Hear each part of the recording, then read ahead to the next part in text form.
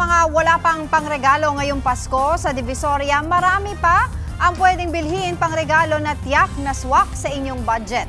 Live mula sa Divisoria, nasa frontline ang balitang yan si Nina Ompauco. Nina, marami na ba ang namimili ngayong umaga?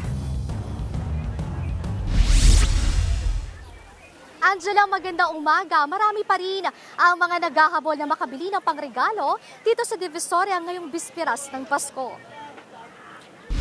Puno ng mga last-minute shopper ang labas ng Tutuban Mall dito sa Maynila. Hanap nila ang murang pangregalo ngayong Pasko. Siguradong meron yan dito sa Divisoria.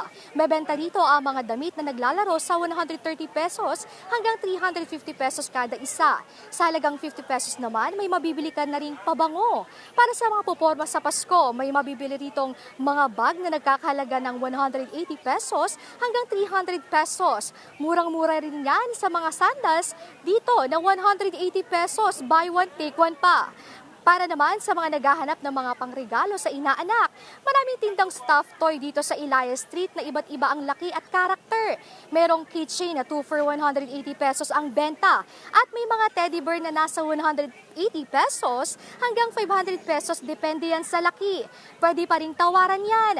Ayon sa ilang kapatid nating dumayo dito sa Divisoria, mas gusto raw nilang mamili dito, lalo na sa night market dahil mas mura nga. May iba namang na mas gusto pang mamili na sa online. Makikita raw kasi nila agad ang kalidad ng produkto at pwede pa silang tumawad.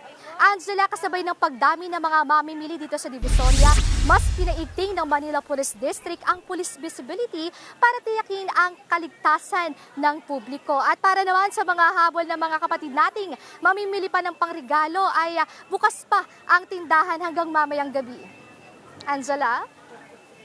Maraming salamat, Nina Ompauco. Mga kapatid, Angela Lagunsad Castro po para sa komprehensibo at makabuluhang balitaan at talakayan. Mag-follow at subscribe na sa social media pages ng News 5.